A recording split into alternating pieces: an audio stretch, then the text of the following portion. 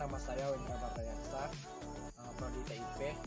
Di video kali ini saya akan menjelaskan bagaimana budidaya kelapa sawit. Baik, syarat tumbuh kelapa sawit yang pertama yaitu memperhatikan syarat tumbuh kelapa sawit. Yang kedua, menggunakan bibit yang unggul, kemudian pola tanam yang tepat dan jarak tanam yang baik, yaitu waktu tanam yang tepat, kemudian pemeliharaan kelapa sawit. Selanjutnya yaitu memperhatikan pengendalian hama dan penyakit. Yang untuk terakhir yaitu proses pemanenan. Nah, seperti itulah budidaya tanaman kelapa sawit yang saya jelaskan. Baik, selanjutnya saya akan menjelaskan budidaya tanaman kelapa sawit secara luasnya.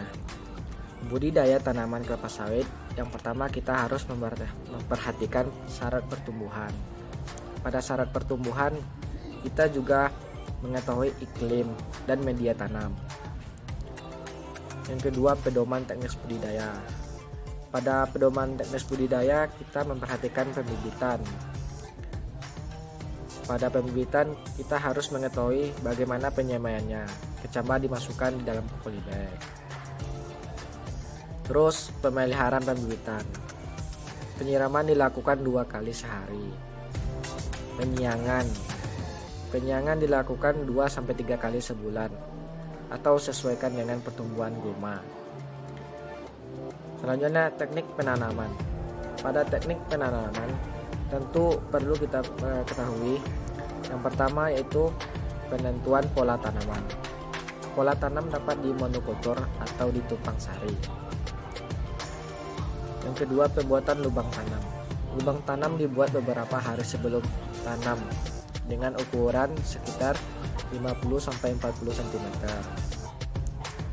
Kemudian cara penanaman. Penanaman pada awal musim hujan.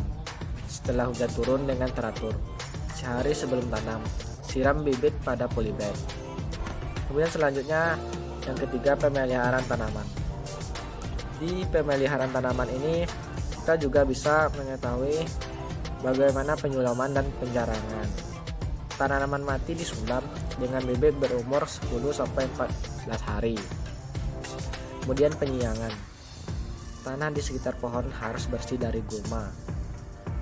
Selanjutnya pemupukan. Pemupukan dilakukan sesuai dengan waktu yang ditentukan. Dan pemangkasan daun. Yang kelima itu kastrasi bunga, memotong bunga-bunga jantan dan bunga betina pada tumbuh tanaman kelapa sawit, dan penyerbukan buatan. Dan budidaya selanjutnya kita harus memperhatikan hama dan penyakit.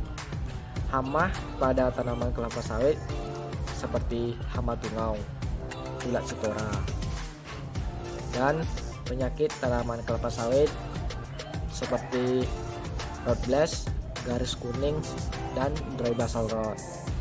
Yang terakhir yaitu proses pemanenan.